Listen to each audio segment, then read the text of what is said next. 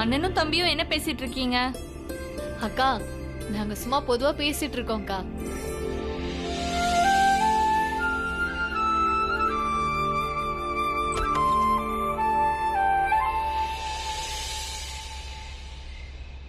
இந்தா பீம், சாப்பாடு சாப்பிடு. சாப்பிட்டு முடிச்சதும் கதவை தட்டு, நான் உடனே வரேன். உங்க பீம நானும் கொஞ்சம் சந்திக்கலாமா? பீமா, இவர்தான் பாஸ்கர்.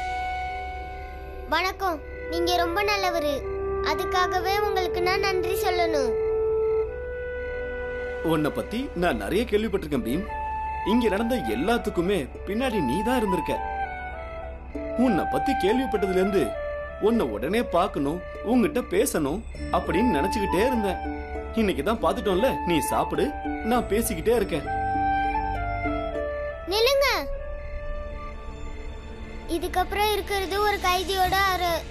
ஆனா நீங்க ஒரு சுதந்திரமான மனுஷன். நான் வெளியே வரதும் நீங்க உள்ள வரதும் ரெண்டுமே தப்புதான். நான் கேள்விப்பட்டது ரொம்ப ரொம்ப குறைவு. நீ இந்த சின்ன வயசுலயே ஒரு ஞானி மாதிரி பேசுற. இது உண்மையிலேயே அதிசயம்தான். இல்ல, நான் யோசிக்கும் போது எது சரின்னு படுதோ அதை மட்டும்தான் நான் செய்வேன். அப்படி யோசிக்கிறதுக்கு எனக்கு என் அம்மாவும் அப்பாவும் தான் கத்து கொடுத்திருக்காங்க. உங்க கல்யாணம் நின்னு போனதுக்கும் உங்க அண்ணியோட கொலைக்கும் நான் உங்ககிட்ட மன்னிப்பு கேட்டுக்கிறேன். நீங்க நம்பிக்கையா இருங்க. நாங்க எப்போ கூட இருப்போம். உங்க அண்ணிக்கு நிதி கண்டிப்பா கிடைக்கும். எங்க அப்பா ஒரு ரிட்டையர்ட் சுபேதார். அவர் வந்ததும் நம்ம சட்டப்படி துணிஞ்சு போராடலாம். எங்க குடும்பத்துக்கு உதவி பண்ணதுக்கு ரொம்ப ரொம்ப நன்றி.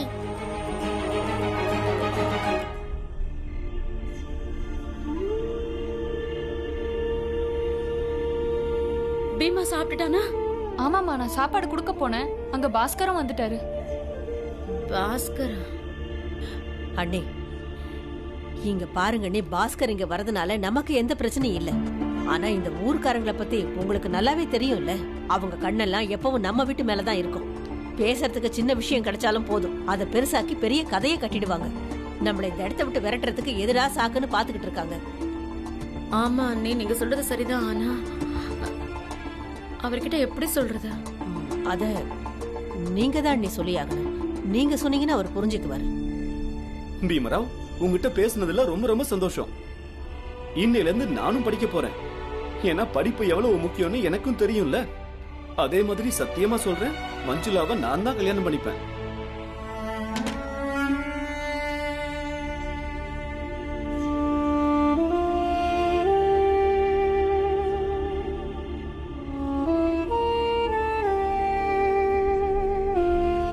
நான் இப்ப கிளம்புறேங்க, போயிட்டு வரேங்க. பாஸ்கர் ஐயா, சொல்றேன் தப்பா நினைக்காதீங்க. நீங்க எங்க வீட்டுக்கு அடிக்கடி வராதீங்க. அதுதான் எங்களோட குடும்பத்துக்கும் நல்லது, உங்களுக்கும் நல்லது. என்னை விட பெரிய புத்திசாலி நீதான்னு முத சந்திப்பிலேயே நான் புரிஞ்சுக்கிட்டேன். நீ ஏதாவது சொன்னா அது சரியாதான் இருக்கும். நாளையில இருந்து வரமாட்டேன். எங்க பாருங்க பாஸ்கர் ஐயா, ஒரே குடும்பம்னு நினைச்சதா நீங்களும் நிறைய உதவி பண்ணீங்க. அது எங்களுக்கு ரொம்ப நல்லாவே தெரியுங்க. ஆனா நாங்க என்ன சொல்ல வரோங்கிறத நீங்க புரிஞ்சுக்கணும்.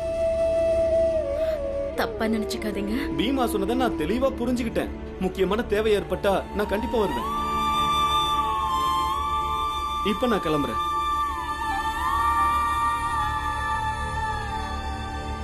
அப்புறம் அம்மாவும் அப்பாவும் ஏதோ இழப்பீடு கேட்டு வந்தாங்கன்னு கேள்விப்பட்டேன். நீங்க அவங்களுக்கு எதையும் கொடுக்காதீங்க. நான் உயிரோட இருக்கிற வரைக்கும் அவங்களால எதையும் வாங்க முடியாது.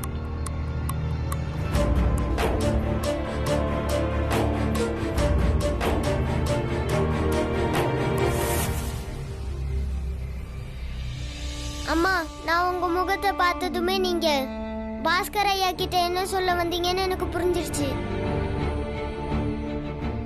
ஆனா நீங்க என் முகத்தை பார்த்து என்ன சொல்ல வரேன்னு இன்னும் புரிஞ்சுக்கவே இல்லையேம்மா. என்ன வெளியே வர விடுங்கம்மா. அம்மா, உங்க மனசை காயப்படுத்தியிருந்தா என்ன மன்னிச்சிடுங்க. ஆனா அதுக்காக இப்படி எல்லாரையும் பிரிச்சு மட்டும் வைக்காதீங்க. நாம எல்லாரும் ஒன்னா சேர்ந்து அப்பாவை தேடி கண்டுபிடிச்சு வீட்டுக்கு கூட்டிட்டு வரலாமா?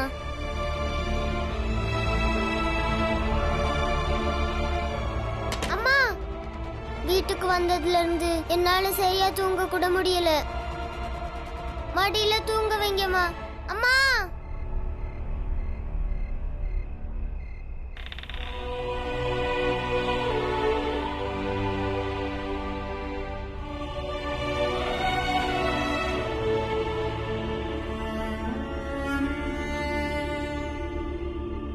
கங்கா,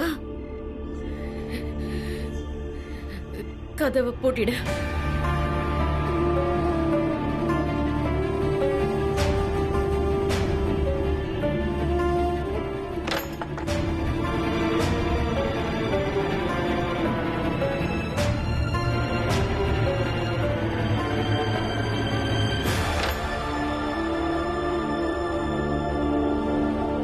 அம்மா, நீங்க எவ்வளவுதான் கோவப்பட்டாலும் என்னை எவ்வளவுதான் வெறுத்தாலும் உள்ளுக்குள்ள என் மேல ரொம்ப அன்பு வச்சிருக்கீங்கன்னு எனக்கு தெரியும். நீங்க என்ன நேசிக்கிற மாதிரி நானும் உங்களை ரொம்ப நேசிக்கிறேன்.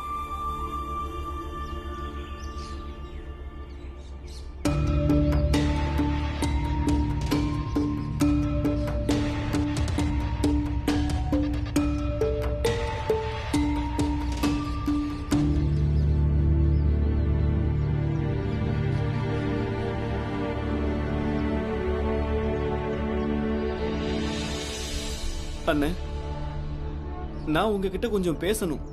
சொல்லு. அண்ணா, சின்ன வயசுல நீங்க தப்பு பண்ணும் போதெல்லாம் அப்பா அம்மா கிட்ட இருந்து யார் உங்களை காப்பாத்துனது? நீதான். அம்மாவுக்கும் அப்பாவுக்கும் தெரியாம பணத்தை மிச்சப்படுத்தி நீங்க திருவிழா பார்க்கணுங்கிறதுக்காக பணம் கொடுத்தது யாரு? அதுவும் நீதான்.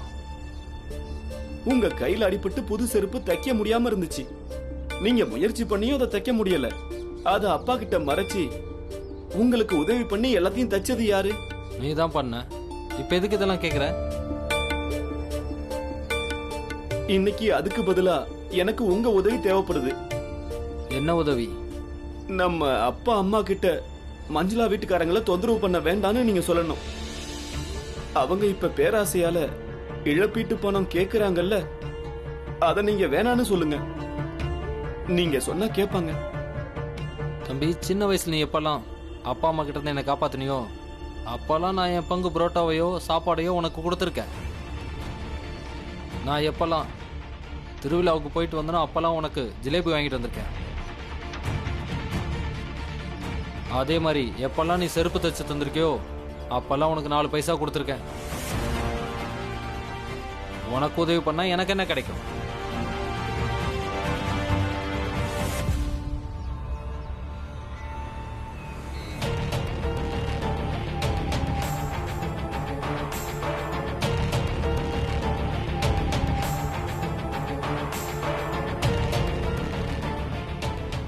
அப்பாவோட சொத்துல என்னோட பங்கு என்ன இருக்கோ அதை இன்னையில இருந்து நீங்களே எடுத்துக்கங்க. இதுல நீங்க என்ன வேணாலும் எழுதிக்கீங்க. நான் கை நாட்டு வச்சிட்டேன்.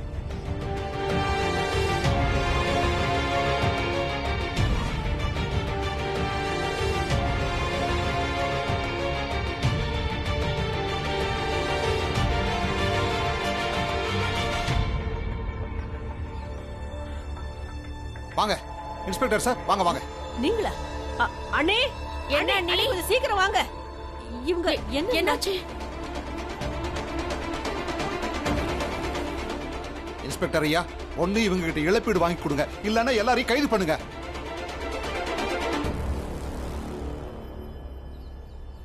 நீங்க திரும்பவும் வந்திருக்கீங்களா? என்ன நினைச்சிட்டு வந்திருக்கீங்க? அதிகாரி ஐயாவை கூட கூட்டிட்டு வந்தீங்கன்னா நாங்க ஒத்துப்போம்னா இழப்பீடு தருவோம்னா? வாதம் பண்ணாதீங்க. உங்களை பத்தி எனக்கு எல்லாமே தெரியும்.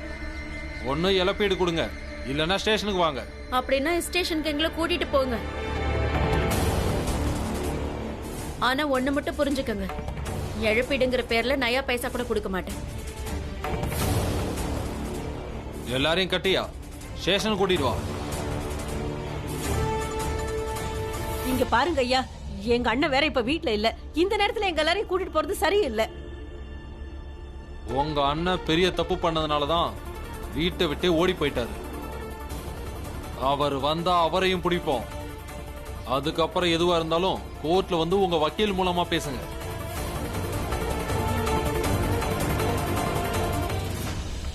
அப்பா, அட்வொகேட்லாம் கோர்ட்ல கருப்பு கோட்டை போட்டுக்கிட்டு வாதாடுவாங்கன்னு கேள்விப்பட்டிருக்கேன். அதே மாதிரி நாமளும் வாதாடலாம். சரி, இது என்ன கோர்ட்டா?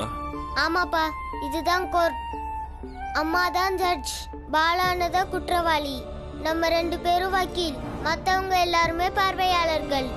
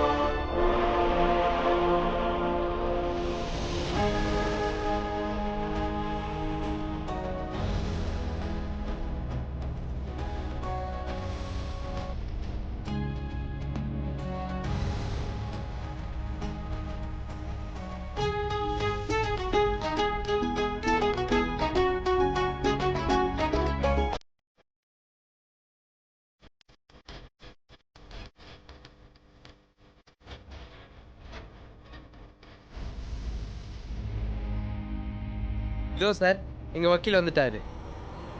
இது என்ன கூத்து? வக்கீல் மூலமா தான் வாதாடணும்னு இப்ப நீங்க தானே சொன்னீங்க. இதோ எங்க வக்கீல் வந்துட்டாரு. முதல்ல இவருக்கு பதில் சொல்லுங்க.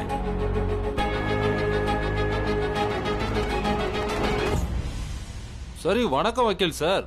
சொல்லுங்க, உங்க வீட்டுல இருக்கிற எல்லாருமா சேர்ந்து ஒரு பொண்ணை தற்கொலைக்கு தூண்டி இருக்காங்களே, அவங்களையே கைது பண்ணக்கூடாது?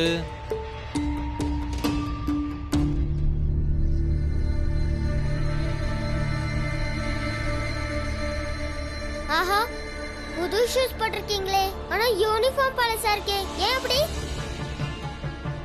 நீ தேவையில்லாம எதையாவது உளராம கேஸ பத்தி மட்டும் பேசு. பார்த்தது பளிச்சுன்னு தெரிஞ்சுதா, அதனால தான் கேட்டேன். உங்க ஷூ புதுசு தானே சார்? ஏன் புது ஷூலாம் போடக்கூடாதா என்ன?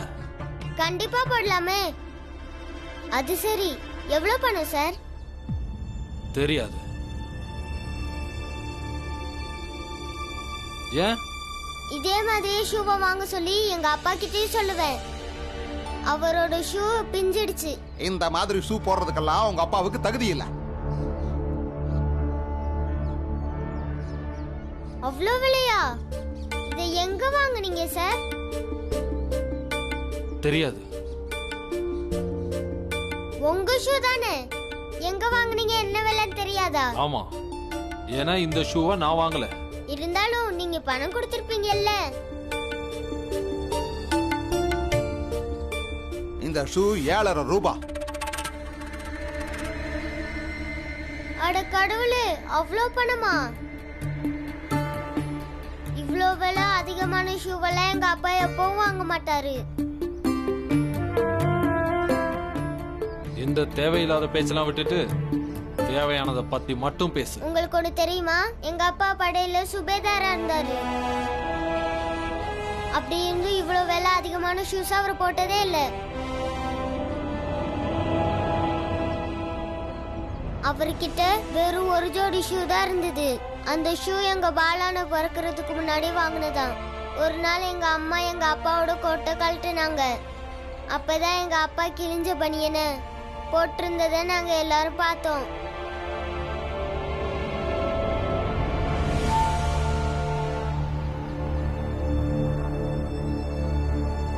ஆனா நீங்க இவ்வளவு உயர்ந்த ஷூவை போட்டிருக்கீங்களே. படையில சுபேதார் பதவிங்கிறது போலீஸ் இன்ஸ்பெக்டர் பதவியோட குறைஞ்சதெல்லாம் இல்ல. ஆனா எல்லா டிபார்ட்மெண்ட்டுக்கும் ஒரே மாதிரி செல்வாக்கு இருக்கிறது இல்ல. உங்க அப்பாவோட பதவியில செல்வாக்கு இல்ல. அதனாலதான் பழைய ஷூவையும் கிழிஞ்ச பனியனையும் அவர் போட்டுக்கிட்டு இருந்தாரு.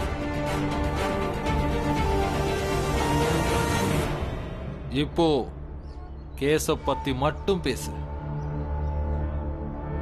என் ஷூவுக்கும் இந்த கேஸுக்கும் எந்த சம்மந்தமும் இல்ல. புரிஞ்சதா? ஆனா நீங்க யார் சொல்லி இங்க வந்திருக்கீங்களோ அவருக்கு தொடர்பு இருக்கு. அவங்களுக்கு செருப்பு கடையும் இருக்குது. இன்ஸ்பெக்டர் சார், உங்களுக்கு வேணா இந்த ஷூவோட விலை தெரியாம இருந்திருக்கலாம். ஆனா ஒரு செருப்பு தைக்கிறவருக்கு அவர் செஞ்ச இந்த ஷூவோட உண்மையான விலை என்னன்னு தெரியும்.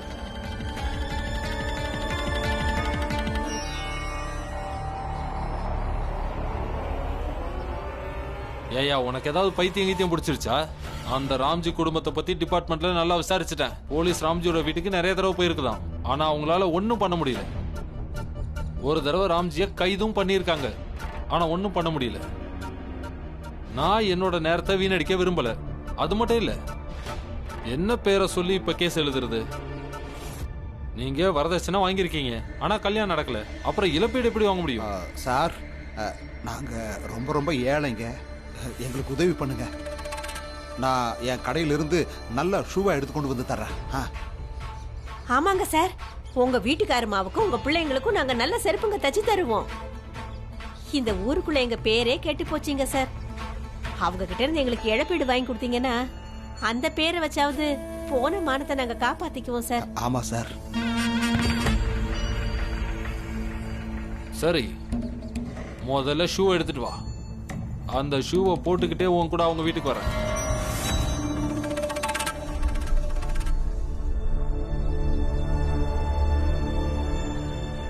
இன்ஸ்பெக்டர் சார், உங்களுக்கு இப்போ புது ஷூஸ் கிடைச்சிருச்சு. ஆனா அதோட உண்மையான விலை என்னன்னு உங்களுக்கு அது தெரியாது. அது தெரிஞ்சா நீங்க ரொம்ப வருத்தப்படுவீங்க. நீங்க இவங்க செஞ்ச குத்தத்தை எங்க தலை மேல தூக்கி போடுறீங்க. இவங்க இது வரைக்கும் 2 மருமகள்களை கொண்டிருக்காங்க.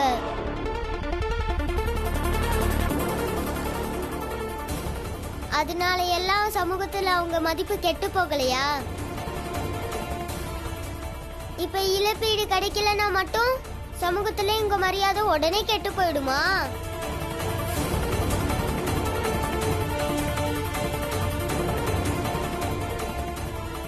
அவங்க செஞ்ச குத்தத்துக்கு நீங்க எங்களை பழி சொல்ல வந்திருக்கீங்களே, முதல்ல போய் விசாரிச்சு பாருங்க. இன்ஸ்பெக்டர் சார், இந்த பையன் திமிர பாத்தீங்களா? எங்க மேல எப்படி போய் புகார் சொல்றான் பாருங்க. என்னடா நினைச்சிட்டு இருக்க நீ? எங்க மேல இப்படி பொய்யா பழி சுமத்துனா இவங்க உடனே அதை நம்பிடுவாங்களா? எங்களை கூட்டு போய் உள்ள போட்டுருவாங்களா? இல்ல இன்ஸ்பெக்டர் சார், நாங்களே கண்ணால பார்த்தோம். இவங்க தான் உங்க மருமகளை கொன்னாங்க.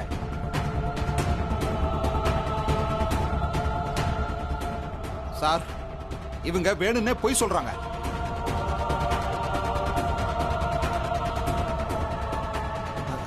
நீங்க எதுக்காக என்ன இப்படி பாக்குறீங்க? நீங்க முதல்ல என் கூட வாங்க. வாங்க.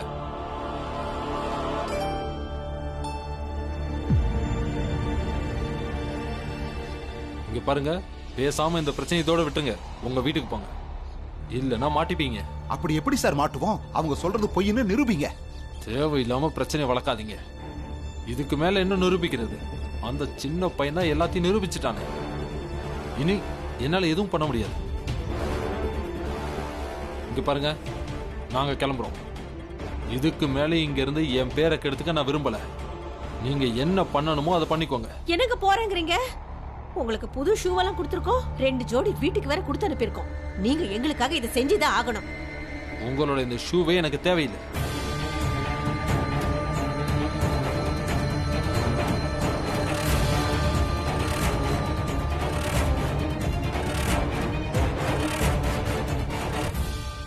இந்தாங்க, உங்க ஷூ எடுத்துக்கோங்க. 2 ஜோடி எங்க வீட்டுக்கு அனுப்பியிருக்கீங்களே, அதையும் நான் கொடுத்து அனுப்பிடுறேன்.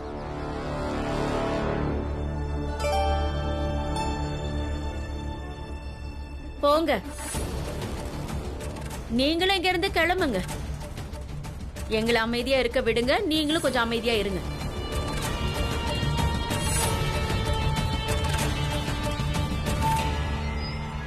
இதுக்கு நீங்க பதில் சொல்லியே ஆகணும். நான் உங்களை விடவே மாட்டேன்.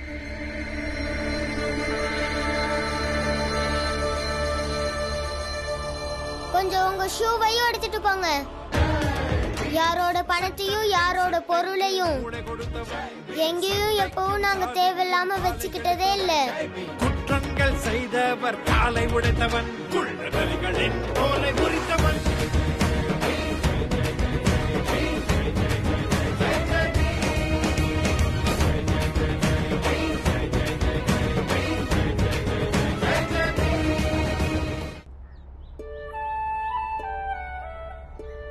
பீமா, இன்னிலிருந்து நாங்க எல்லாரும் ஒன்ன வக்கீல் பீமான்னு தான் கூப்பிட போறோம். அதுதான் சரியான பேரு. நம்ம பீம் கிட்ட யாராவது பேசி ஜெயிக்க முடியுமா என்ன? ஆனந்தன்னு பாலான்னு நேர்மையா இருக்கிறவங்க எப்பவுமே ஜெயிப்பாங்க. உண்மையிலேயே அவங்க தான் பாஸ்கரோட அண்ணிய கொன்னு இருக்காங்க. ஆனா அவங்க கொன்னத நீங்க பார்க்கலங்கிறது உண்மைதான்.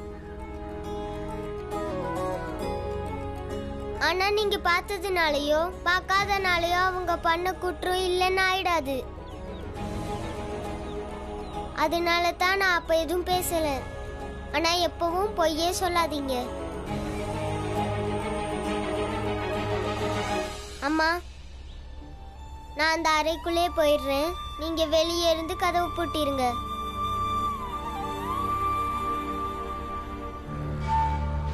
மஞ்சுளாவையும் அவங்க வீட்டு ஆளுங்களையும் தொந்தரவு பண்ண வேண்டான்னு அப்பா அம்மா கிட்ட சொல்லுங்க.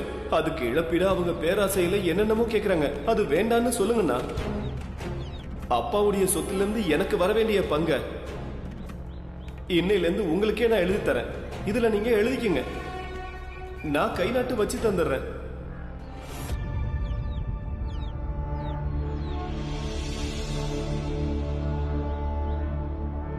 அம்மா, சாப்பிடறதுக்கு ஏதாவது கொடுங்கம்மா, ரொம்ப பசிக்குது. நாங்க எவ்வளவு கஷ்டப்பட்டு வந்திருக்கோம். உங்க அப்பா மானமே போச்சு. அவர் ஷூவை தூக்கிட்டு நடந்து வந்திருக்காரு. உனக்கு சோறு தான் முக்கியமா போச்சா? பசிச்சா என்ன பண்றது? சோறு கொடுங்கன்னு தானே கேட்பேன். நீ கேட்ட உடனே சமைச்சு போடுறதுக்கு நான் ஒண்ணு உனக்கு பொண்டாட்டி இல்ல, ஞாபகம் வச்சுக்கோ. உனக்கு எதை பத்தி அது கவலை இருக்கா? கல்யாணம் நடக்கும் போதும் இப்படித்தான் இருந்த, கல்யாணம் முறியும் போதும் இப்படித்தான் இருந்த. நான் நீயும் உன் குடும்பமும் சந்தோஷமா இருக்கணும்னு ரெண்டு பொண்ணுங்களை கொண்டு போட்டிருக்கேன். நானா உங்களை கொல்ல சொன்னேன்? ஏன் 2 பொண்டாட்டிங்களை கொல்லுங்கன்னு சொன்னா?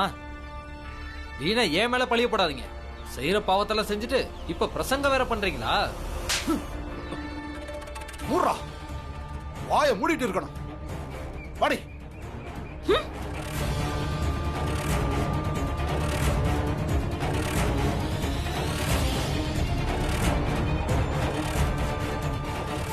போதும்பா, எல்லாம் மீறி போறீங்க. தம்பி அவன் பங்கை எழுதி கொடுத்துட்டான். இனி உங்க கிட்ட இருந்து மொத்த சொத்தையும் புடுங்கிக்கிட்டு உங்களை அடிச்சு இந்த வீட்டை விட்டு துரத்தல நான் உங்களோட புள்ளையே இல்லப்பா. வாங்க அக்கா, நீங்களா? வாங்க வாங்க. என்னாச்சுக்கா? அப்புறம் கல்யாணம் எல்லாம் நல்லபடியா முடிஞ்சிருச்சுல்ல? அது கல்யாணம் நடக்கலங்கய்யா. மஞ்சுளாவோட கல்யாணம் நின்று போச்சு. அந்த கல்யாணம் நின்று போனதுனால எங்களுக்கு ஏகப்பட்ட பிரச்சனைங்க வந்துருச்சு. நீங்க ஏன் இப்படி சொல்றீங்க? என்ன நடந்துச்சு? சரி, ராம்ஜி எங்க? அதுக்காக தாங்கய்யா நான் உங்ககிட்ட உதவி கேட்க வந்திருக்கேன். ஓஹோ, சொல்லுங்க, என்ன விஷயம்? நீங்க என்ன உதவி கேட்டாலும் என்னால முடிஞ்சதை நான் செய்வேன். சொல்றேன்னு தப்பா நினைக்காதீங்க. அது உங்களுக்கு இங்க நிறைய பெரிய பெரிய ஆளுங்களை எல்லாம் தெரியும்னு என்கிட்ட சொல்லியிருக்காரு. நீங்க தான் வெளியூர்ல எல்லாம் வியாபாரம் பண்ணிக்கிட்டு இருக்கீங்க இல்லையா? அது என்னன்னா, மஞ்சுளாவோட கல்யாணத்துக்கு 2 நாளைக்கு முன்னாடி பசங்களோட அப்பா பீமாவை தேடி எங்கேயோ போயிட்டாரு.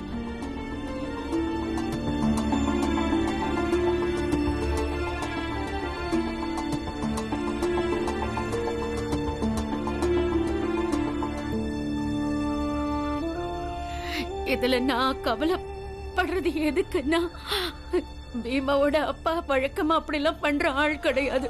அவரு வீட்டை விட்டு ஓடி போற ஆளெல்லாம் கிடையாதுங்க. அதுக்காக தான் நான் உங்ககிட்ட ஒரு விஷயம் கேட்கணும்னு வந்திருக்கேன். அவரை தேடுறதுல எங்களுக்கு உதவி பண்ணுங்க. உதவி பண்ணா அதை என்னைக்குமே நான் மறக்க மாட்டேன். இங்க பாருங்க, ராம்ஜி என்னோட நண்பன். எனக்கு எல்லா ஊர்லயும் நண்பர்கள் இருக்காங்க. நான் இப்பவே தகவல் அனுப்புறேன். நீங்க நம்பிக்கையோடு இருங்க. ராம்ஜி கண்டிப்பா கிடைச்சிடுவாரு. நீங்க எதை பத்தியும் கவலையே படாதீங்க. இப்ப வீட்டுக்கு கிளம்புங்க. ரொம்ப நன்றிங்க ஐயா.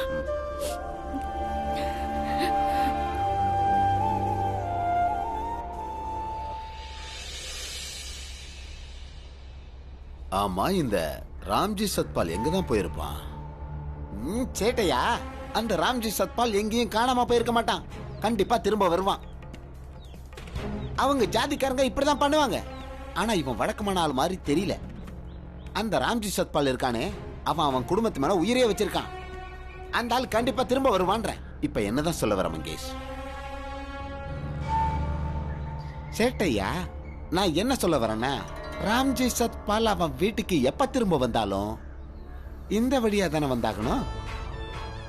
அவன் வரும்போது அவனை அழகா தட்டி தூக்கிட்டா அந்த ராம்ஜி சத்பால் காணாம போனவன் திரும்ப வரவே இல்லைன்னு ஊர் மக்கள் நினைச்சுப்பாங்க. நம்ம வேலையும் முடிஞ்சிடும், நம்ம மேல யாருக்கும் சந்தேகமும் வராது.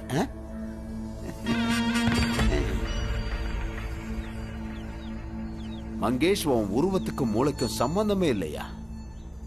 உன் மூளையில எப்படியா இப்படி புது புது திட்டங்கள்லாம் வருது? இன்னையிலிருந்து நம்ம கண்ணு எப்பவும் இந்த பாதையில தான் இருக்கணும். என்னைக்கு எப்ப இந்த வழியா ராம்ஜி சத்பால் வந்தாலும் தூக்கிடலாம்.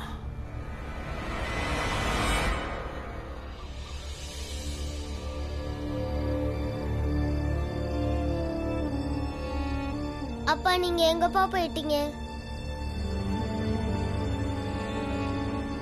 நீங்க என்ன நிலைமையில இருக்கீங்களேன்னு தெரியலையே.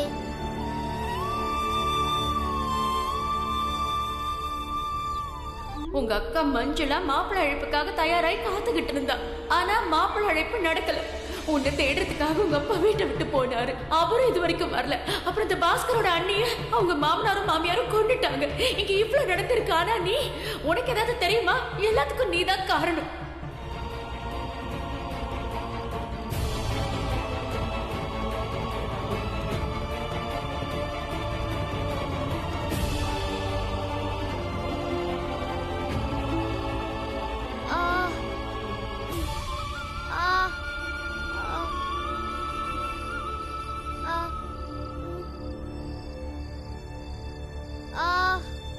எனக்கு நல்லா தலை வலிக்குது. இப்ப நான் அம்மா கிட்ட இதை எப்படி சொல்றது? இல்ல, நான் சொல்ல மாட்டேன். நான் வெளியே போறதுக்காக ஏதோ நாடகம் போடுறேன்னு தான் அம்மா நினைச்சுப்பாங்க. வேணாம், இப்ப யாருக்கிட்டயுமே சொல்ல வேணாம். ஆ ஆ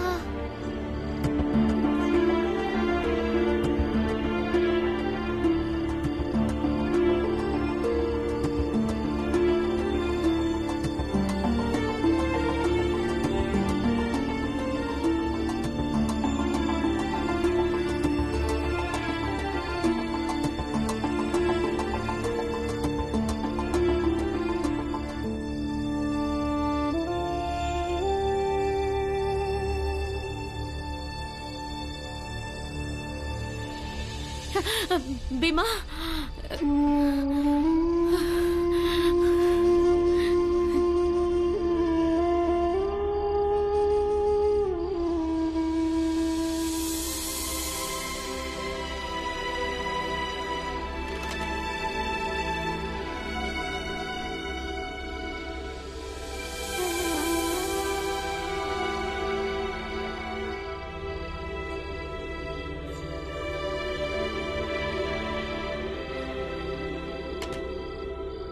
அம்மா, நான் உங்களை ரொம்பவே கஷ்டப்படுத்திட்டேம்மா. அம்மா, இனி நான் எப்பவும் உங்களை கஷ்டப்படுத்தவே மாட்டேம்மா. ஆ ஆ நான் அந்த ராம்ஜி சத்பாலை பத்தி எப்ப நினைச்சாலும் அப்பெல்லாம் இறங்கி போயிடுது. இது வரைக்கும் நம்மளால ஒண்ணுமே பண்ண முடியலையே. நீங்க ரொம்ப சரியா சொன்னீங்க சேட்டையா.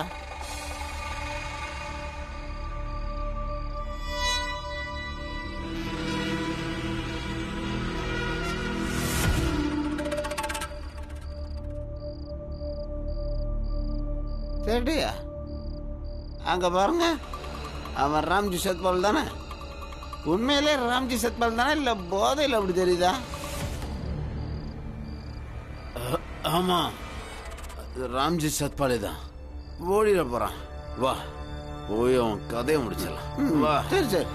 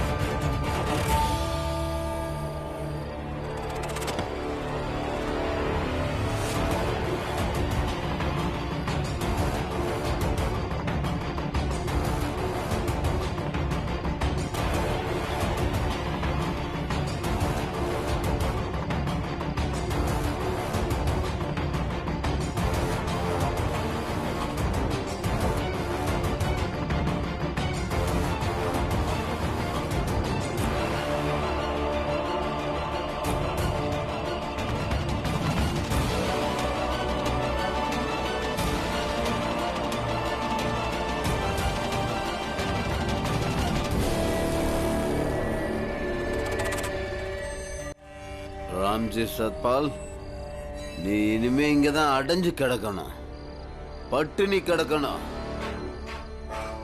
ஏன்னா இந்த இடம் நம்ம கிராமத்தோட எல்லையில இருக்குது. யாரும் இங்க வர்றதும் இல்ல போறதும் இல்ல.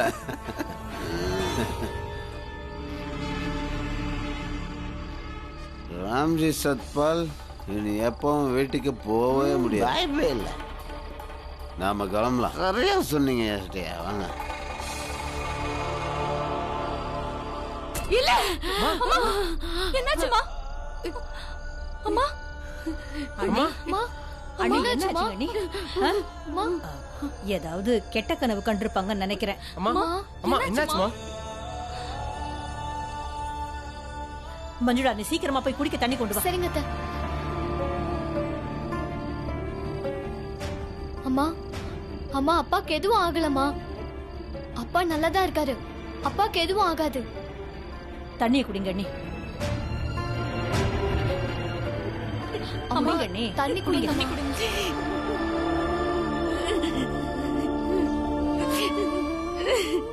குடு பாலா. குடிங்கம்மா. என்னாச்சுமா?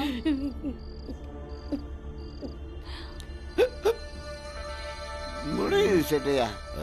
சரி கிளம்பலாமா? இரு இரு இரு. ஏன் உன்னால சரியா நடக்கவே முடியல? நீ எப்படி வீட்டுக்கு போவ? நடந்துதான். அட, நீ ஒன்று பண்ணு, இன்னைக்கு ராத்திரி எங்க வீட்லயே படுத்துரு. சேட்டையா, ஒரு விஷயம் கேட்கவா? நாம இப்போ தூங்கிடுவோம். ஆனா ராம்ஜி சத்பாலால இனிமே தூங்க முடியாம ஆயிடுச்சே.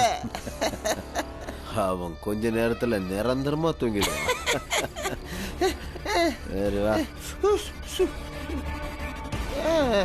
ஆனா இத பத்தி இதுக்கப்புறம் நம்ம பேசவே கூடாது, சரியா? சரிவா. ராம்ஜி சத்பால் செத்தான்.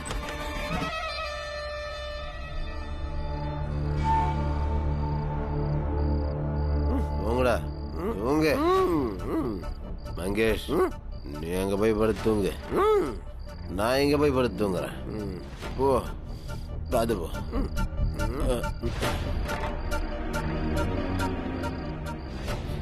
ஆண்டவா, என்னாச்சுடா? உனக்கு தூக்கம் வரலையா என்ன? படு, தூங்கு, தூங்குடா.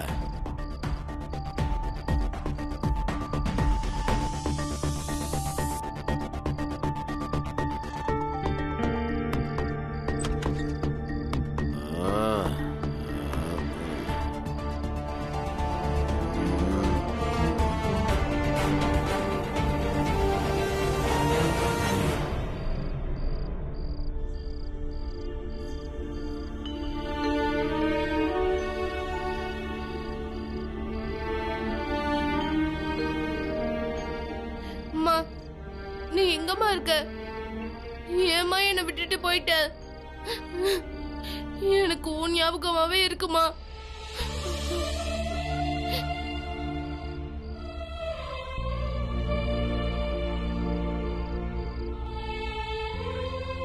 அப்பா குடிக்கிறத நினைச்சு அவ்வளவு கவலைப்பட்டுட்டே இருந்தீங்க. இப்ப நீங்க போயிட்டீங்க. ஆனா அப்பா இன்னும் திருந்தவே இல்ல. இன்னும் அப்படியே தான் குடிச்சுக்கிட்டே இருக்காரு.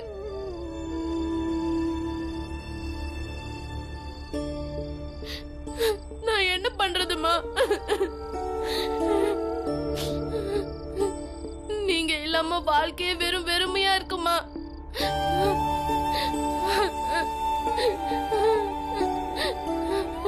எதுக்குமா என்ன விட்டுட்டு போயிட்டீங்க?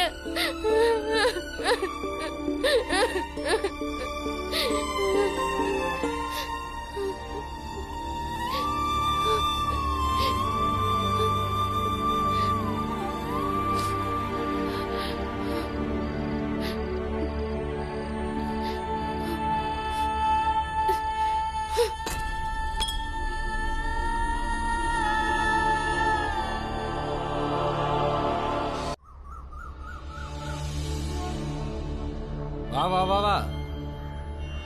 பாரு, இதான் அந்த இடம். இங்கதான் நான் தினமும் வருவேன். இது பூட்டி இல்ல கிடக்கு. நீ எப்படி உள்ள போவ?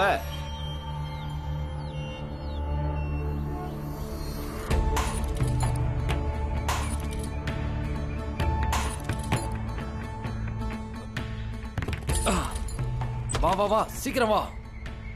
போ. அட என்னையா இங்க கூட்டிட்டு வந்திருக்க? இதுதான் என்னோட இடம். இங்க யாரும் வர மாட்டாங்க. இந்த அப்படி எப்படி இடம் ரொம்ப நல்லா இருக்குல்ல? சரி சரி, சீக்கிரம் ஆரம்பி. சரி, பத்த வை.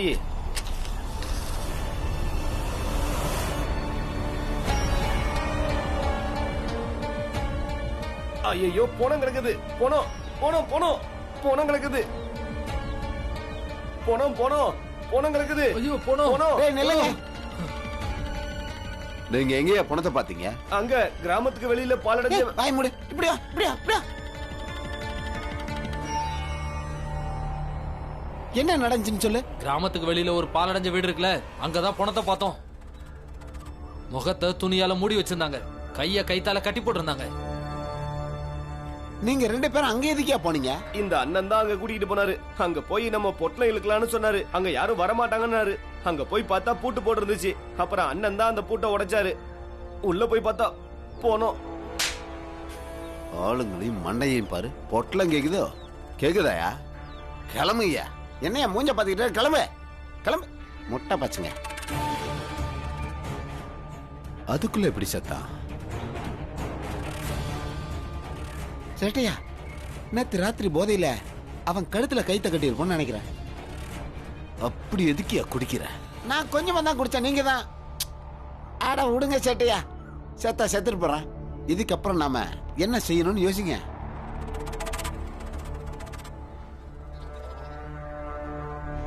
நாம ஒண்ணு பண்ணலாம். ஊரெல்லாம் பொருளிய கிளம்பு. பொண்ணு கல்யாணம் நின்னு போனதுனால ராம்ஜி கிராமத்தை விட்டு வெளியே போய் தற்கொலை செஞ்சுக்கிட்டான்னு சொல்லு. அருமையான திட்டம் சேட்டையா. கலக்குறீங்களே. கேட்டீங்களா கேட்டீங்களா கேட்டீங்களா?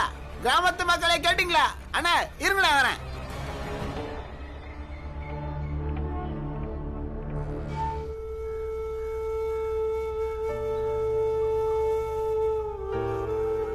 அம்மா, தேநீர்.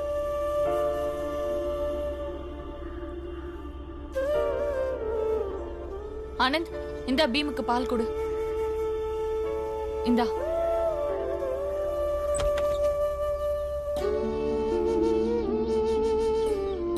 இந்த புடி பீம், பாலை குடி.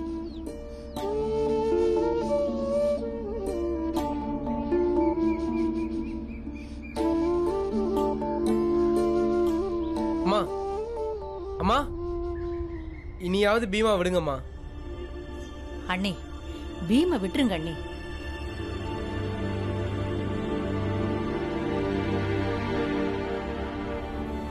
உங்க அப்பா வீட்டுக்கு வந்ததுக்கு அப்புறம் தான் பீமா அறைய விட்டு வெளியில வர முடியும். கேளுங்க கேளுங்க கேளுங்க. ராம்ஜி சத்பால் கிராமத்துக்கு வெளியில ஒரு பாரடைஞ்ச அறையில மூச்சு பேச்சு இல்லாம கிடக்குறாரு.